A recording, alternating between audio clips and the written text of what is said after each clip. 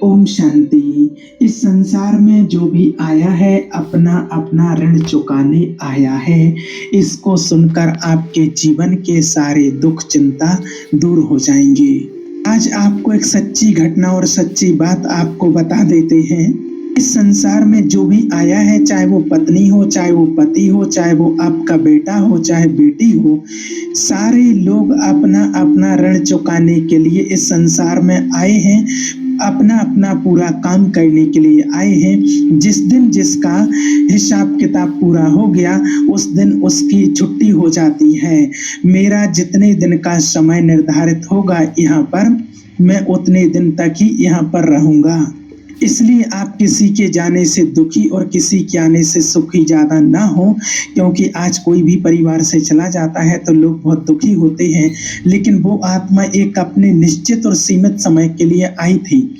उसका जितने दिन का ऋण था उसने उसका अपना ऋण चुकाया, और जैसे ही उसका ऋण पूरा हो जाता है और वो आत्मा वापस चली जाती है, फिर उसको दूसरी जगह जाना होता है, क्योंकि फिर उसको वहाँ उसका हिसाब किताब जुड़ा हुआ है, उसका ऋण वहाँ उसको चुकाना है। आना और जाना प्रकृति का नियम है, इसको कोई रोक नहीं सकता है, कोई बदल नहीं सकता है। हम और आप, दुनिया में कोई भी हो, आएंगे और जाएंगे, सभी अपने अपने समय पर आएंगे और जाएंगे। जिसका जब समय पूरा हो जाता है तो उसको दुनिया की कोई शक्ति नहीं है कि उसको 1 मिनट भी ज़्यादा रोक ले, और जिसका समय पूरा नहीं हुआ है उसके लिए दुनिया में कोई ऐसी शक्ति नहीं है कि उसको समय से पहले भेज दे। सबका समय फिक्स है, सब अपना अपना कर्ज चुकाने के लिए आते हैं। हम मुसाफिर हैं, हम यात्री हैं। ये संसार एक यात्रा है, एक ट्रेन में एक चढ़ता है एक उतरता है। ये जिंदगी ऐसी ही है। हम सभी यात्री हैं, हम सभी यात्रा कर रहे हैं, और जिसका जब स्टेशन आ जाता है तो उस स्टेशन पर कोई उतरता है, कोई चढ़ता है। बस फर्क सिर्फ इतना सा होता है, आप एक स्टेशन से ट्रेन में चढ़ते हैं, वहीं आपका सीट है और बाजू में किसी और का सीट है, और आपने उसके साथ में 24 घंटे यात्रा कर ली है। 24 घंटे आपने उसके साथ में यात्रा कर ली है, उसके साथ में आपका मेल मिलाप हो गया है, बातचीत करने लगे। 24 घंटे रहते रहते आपको थोड़ा उससे मोह हो जाता है, मोह हो जाता है। लेकिन आपका जैसे ही स्टेशन 24 घंटे के बाद आता है तो आपको अपने स्टेशन पर उतरना ही पड़ता है, और उसका स्टेशन आगे है, उसका टिकट और आगे तक का बना हुआ है, तो वो यात्री और आगे जाएगा, आपको उसी स्टेशन पर उतरना पड़ेगा। भले आपको मोह हो गया हो, उससे कितना भी प्रेम हो गया हो, लेकिन आपको अपने स्टेशन पर उतरना ही पड़ेगा, क्योंकि आपका टिकट वहीं तक का बना हुआ है, उससे आगे आप जा नहीं सकते हैं। सिर्फ ऐसा ही हमारा जीवन होता है स्वयं, कि जिस प्रकार से हम और आप अपने परिवार में हैं, परिवार में हम एक साथ रहते हैं, हम एक साथ मिले, जन्म हुआ, एक साथ परिवार में घुलते मिलते रहते, वर्षों बीत गए हो, वर्षों बीत गए, रहते रहते हमें परिवार में स्नेह हो जाता है, प्रेम हो जाता है, मोह हो जाता है। लेकिन जैसे ही हमारा स्टेशन आता है और हमारा टिकट वहीं तक का बना हुआ है, और हमें फिर उस ट्रेन से नीचे यानी कि संसार को छोड़ करके जाना पड़ता है, लेकिन हमें बड़ा दुख होता है। जो हमारे साथ में यात्रा कर रहे यानी कि जो परिवार वाले हैं उनको भी दुख होता है, और हमें भी दुख होता है, क्योंकि हमें बीच से जाना पड़ रहा है। लेकिन हमारा टिकट यहीं तक का बना हुआ था। किसी को कितना भी मोह हो, कितना भी प्रेम हो, लेकिन उसको कोई ज़्यादा रोक नहीं सकता है। कोई आता है, कोई जाता है, चलता रहता है। पत्नी और पति सब अपने अपने काम को करने के लिए आए हैं, सब अपने अपने ऋण को चुकाने के लिए आए हैं। जिस दिन जिसका काम पूरा हो गया, जिस दिन जिसका ऋण पूरा हो गया, चला जाएगा। किस किस से प्रेम करेंगे आप? इसलिए भगवान से प्रेम करने के लिए ये देह मिला हुआ है, इस शरीर मिला हुआ है, इस समय मिला हुआ है। एक परमात्मा से प्रेम कीजिए, भगवान से प्रेम कीजिए, भगवान ही सच्चा साथी है। एक मैया थी, एक माता जी, वो संत के पास पहुंच जाती हैं। एक संत रहते थे, गुरुजी कहती हैं हमारा पति हमको बहुत मारता है, बहुत मारता है, शराब पी करके आता है और बहुत मारता है। गुरुजी क्या करें हम? गुरुजी बोले वो तुम्हें खाना देता है? हाँ खाना तो देता है। गुरुजी बोले जाओ, ठीक है फिर जाओ घर। चली गई घर। दूसरे दिन फिर आई, गुरुजी आज फिर बहुत जोर से मारा। गुरुजी बोले खाना दिया? बोले हाँ खाना तो दिया है। गुरुजी बोले ठीक है फिर जाओ। तीसरे दिन फिर आई, बोले गुरुजी आज बहुत जोर से मारा है, आज तो मेरा सिर फूट गया है। गुरुजी बोले खाना दिया? अब उसको गुस्सा आ गया कि जब देखो खाना दिया, खाना दिया, खाना दिया, अरे सब दिया लेकिन मारा तो है, मारा क्यों है?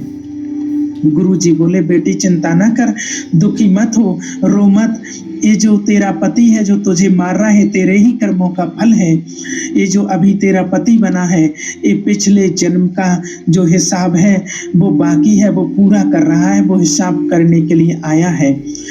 बोले, वो बोली कि क्या हुआ गुरुजी, मैं समझी नहीं। गुरुजी बोले कि सुन, ये जो तेरा पति है ना, ये जो अभी पति बना है तेरा, ये पिछले जन्म में तेरा बेटा बना था।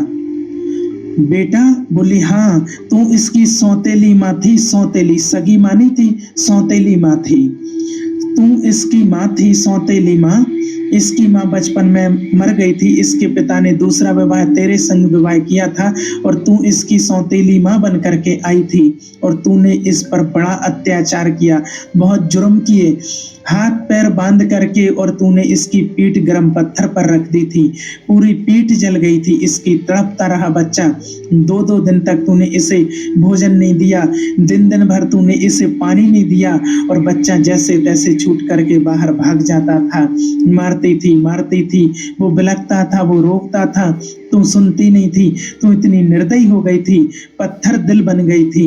पिछले जन्म में तूने इसे मारा था और इस जन्म में वही तेरा पति बन करके आया है और तेरे एक एक चांटे का हिसाब, एक एक थप्पड़ का हिसाब ले रहा है।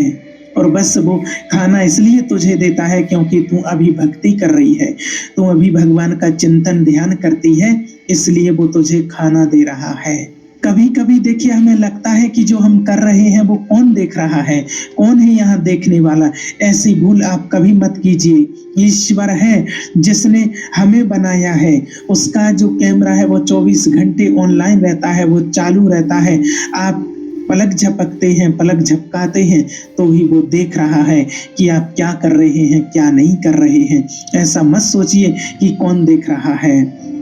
जिसने हमें बनाया है क्या वो हमारे कर्मों पर नजर नहीं रखेगा?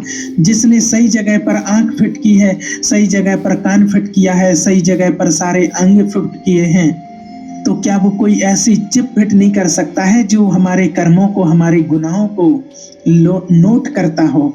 सब किया है उसने, सब उसको पता है। इसलिए अच्छे कर्म कीजिए, सब कुछ हमारे कर्मों की ही खेती है। अगर हमने इस जीवन में कुछ बुरा किया है तो हमें उसका फल जरूर भोगना पड़ेगा। अगर आपकी पत्नी अच्छी है तो आपने पिछले जन्म में कोई अच्छा कर्म किया है। अगर आपकी पत्नी बुरी है तो आपने पिछले जन्म में कोई बुरा कर्म किया है, किसी को सताया है। आपका पति अच्छा है तो आपने पिछले जन्म में कोई अच्छा संग किया है, अच्छा कर्म किया। आपने बुरा कर्म किया तो आपका पति बुरा मिला है। आज याद रखना, इस संसार में हमें जो भी मिलते हैं वो हमारे अपने हिसाब किताब को पूरे करने के लिए ही मिलते हैं। आपसे कोई बिगड़ गया, कोई काम बिगड़ गया जिसके कारण आज आपको ऐसा पति मिला है, आज ऐसी पत्नी मिली हुई है। आज कितने लोग इस बात से दुखी हैं कि हमें ऐसा पति मिला है, हमें मारता है, हमें परेशान करता है, हमें सताता है। कितने लोग कहते हैं हमको ऐसी पत्नी मिली है जो हमें परेशान करती है। तो कई लोग कहते हैं उसकी पत्नी इतनी अच्छी है, उसके पति इतने अच्छे हैं, हमें ऐसे क्यों मिले हैं? तो उन आत्माओं ने कोई पिछले जन्म में पुण्य कर्म किया होगा, जैसे इसके कारण उनको अच्छे पति पत्नी मिले हैं। आपने कोई बुरा कर्म किया होगा जिसकी उसको सजा मिल रही है। इसलिए अभी भी समय है, आप दुखी मत होइए। पिछले जन्म में कोई कर्म किया है जिसकी सजा इस जन्म में भोग रहे हैं, लेकिन ध्यान रखना आप कोई ऐसा कर्म नहीं कर लेना, आप जीवन में कोई ऐसी गलती नहीं कर लेना, नहीं तो अगला जन्म बिगड़ जाएगा, अगले जन्म में उसकी सजा भोगनी पड़ेगी। अब संभल कर रहिए, सावधान रहिए। एक ज्ञानी आत्माओं की भाषा है। किसान जो बोता है, जो कल बोया था वो आज काट रहा है, जो आज बो रहा है वो कल काटेगा। पिछले जन्म में जो किया था हमें इस जन्म में मिला, और अगर इस जन्म में करेंगे तो वो अगले जन्म में हमें भोगना ही पड़ेगा। ऐसी एक बार कहीं से कॉल किया एक व्यक्ति ने और हमें बताया इसी कर्म के ऊपर जब कोई वीडियो देखा और वो कहने लगा कि अरे हम तो पिछले जन्म को मानते ही नहीं हैं। ऐसे कई बार कई लोग कमेंट भी करते हैं कि हम नहीं मानते हैं, पिछला जन्म किसने देखा, पिछला कर्म किसने देखा है। हम इन सब बातों में विश्वास नहीं करते हैं, बहुत लोग ऐसा बोलते हैं। तो उनको बताया, हमने बोला कि भाई नहीं मानो, अगर आपको नहीं मानना है तो मत मानो। कौन जबरदस्ती आपसे बोल रहा है कि मानो?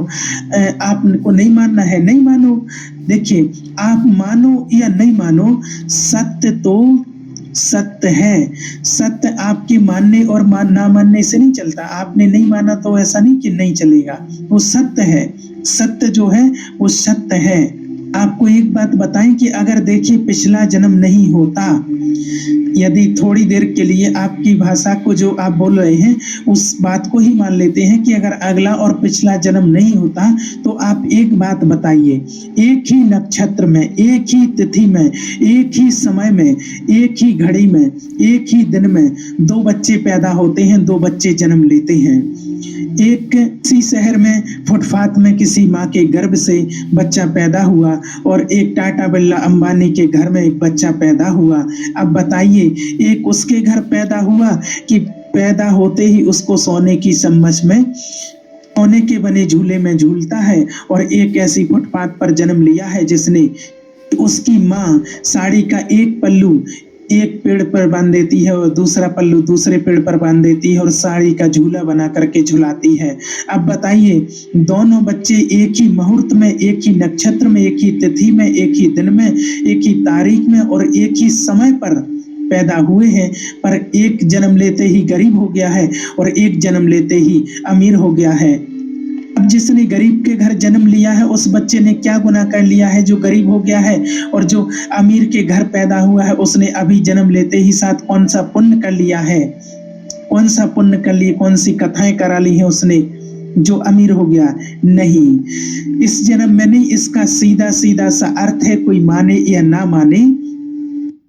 The Nykaa Hot Pink sale starts 18 July 4 p.m. onwards. Begin your beauty journey and get an extra 20% off on your कि पिछले जन्म में आपने अच्छा कर्म किया तो भगवान ने आपको अच्छी जगह पर भेजा कि जाओ ऐशो आराम करो, आपने ऐसे कर्म किए हैं, कोई आपको तकलीफ नहीं होगी।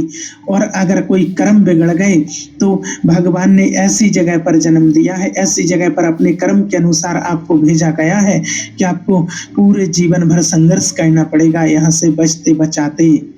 और भगवान का ध्यान करोगे, भगवान को याद करोगे तो आपके जीवन सुधर जाएगा, आपके जीवन का उद्धार हो जाएगा। अगला पिछला जन्म आप मानो या ना मानो, आपके मानने और ना मानने से कोई फर्क नहीं पड़ता है। आप मानते हैं या नहीं मानो। कई लोग ऐसा भी कहते हैं, हमसे भी बोला है कि हम भगवान को नहीं मानते हैं। तुमने कहा ठीक है, नहीं मानो, मानो या ना मानो उससे कोई फर्क नहीं पड़ता है आपको। रावण भी कहता था कि मैं नहीं मानता हूँ श्री राम जी को कि भगवान है, क्या हुआ आज? कंस भी तो कहता था मैं नहीं मानता कोई कृष्ण को। रावण कहता था मैं नहीं मानता हूँ, कंस कहता था मैं नहीं मानता हूँ, मैं कोई विष्णु कोई राम को नहीं मानता हूँ। क्या हुआ है आज उनका? कोई उनके कुल में कोई रोने वाला बचा है उनका? मत मानो ना। आप कह रहे हो हम भगवान को नहीं मानते हैं, आपको नहीं मानना है, कोई जबरदस्ती नहीं है, मत मानो। किसी के मानने से कोई फर्क नहीं पड़ता है। कौन कहता है आपको कि आप मानो? पर ना मानने से आपका बहुत बड़ा नुकसान हो सकता है, मानने से बहुत बड़ा फायदा होगा।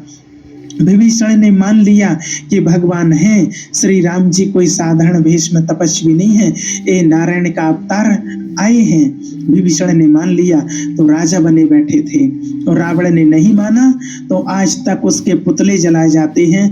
रावण के 1 लाख पूत 1.25 लाख नाती, जिसके घर में दिया ना बाती, रहा ना को कुल रो, रहा ना को न कुल।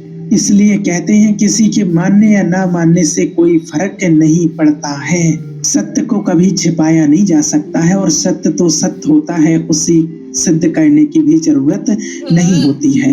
जैसे उल्लू कहता है कि मुझे सूरज नहीं दिखता है, उल्लू कहता है कि सूरज नहीं होता है क्योंकि उसको दिखाई नहीं पड़ता है। ऐसे भी कई लोग होते हैं जो कहते रहते हैं कि भगवान नहीं होते हैं क्योंकि उनको भगवान नजर नहीं आते हैं।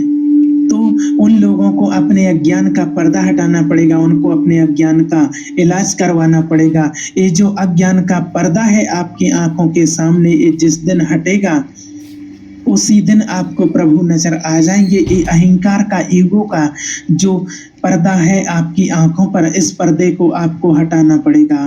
क्योंकि जब काला चश्मा लोग लगा लेते हैं तो सबको काला ही काला सब कुछ दिखाई देता है। जब हरा चश्मा लगा लेते हैं तो सब कुछ हरा ही हरा दिखाई देता है। नीला चश्मा लगा तो सबको नीला ही नीला। आप ना तो काले हैं, ना नीले हैं, ना पीले हैं, ना काले हैं। जिस दिन आप श्रद्धा और भावना से ईश्वर का चश्मा लगाकर देखोगे, जिस दिन अपने अंदर से, अपनी आंखों से अज्ञान का पर्दा हटा करके देखोगे, अहंकार का पर्दा हटा करके देखोगे, अपने स्वरूप को पहचान कर अपने स्वरूप में स्थित होकर के भगवान को देखोगे, उस दिन आपको प्रभु ही प्रभु नजर आएंगे। ईश्वर ही नजर आएगा, कुछ और नजर नहीं आएगा। जब कहते हैं जब कोई नजर नहीं आता है तब वो नजर आता है। बस सबके देखने का नजरिया अलग अलग होता है। गोपियां श्री कृष्ण जी के साथ रास करती थीं, रास विलास करती थीं, और कंस को अगर श्री कृष्ण जी सपने में भी दिख जाते थे तो कंस को पूरी रात नींद नहीं आती थी। इसलिए गलती श्री कृष्ण की नहीं है, नजरिया सबका अलग अलग होता है कि किस नजरिए से कौन देख रहा है। एक चाकू होता है एक चोर के हाथ में, वो आपकी जेब से 20,000 रुपए लूटने के लिए और आपकी जान ले लेगा। उसी चाकू से आपकी जान ले लेगा और आपकी जेब से 20,000 रुपए आपकी जेब में दे करके लूट लेगा। और वही चाकू एक डॉक्टर के हाथ में होता है जो आपसे 20,000 रुपए लेकर के आपका ऑपरेशन करके आपकी जान बचा लेगा। गलत चाकू नहीं है, गलत यूज करने वाला है, कौन कैसा यूज करता है, नजरिया किसका कैसा है देखने का। ऐसे ही भगवान उसी को नजर आते हैं जो पवित्र और शुद्ध मन से उस परमात्मा का ध्यान करते हैं, निस्वार्थ भाव से परमात्मा को अपनाते हैं, उनकी सेवा करते हैं। बाकी मानने या ना मानने से कोई फर्क नहीं पड़ता है। इसलिए अपने श्रेष्ठ कर्म कीजिए, अपने भविष्य को, अपने जीवन को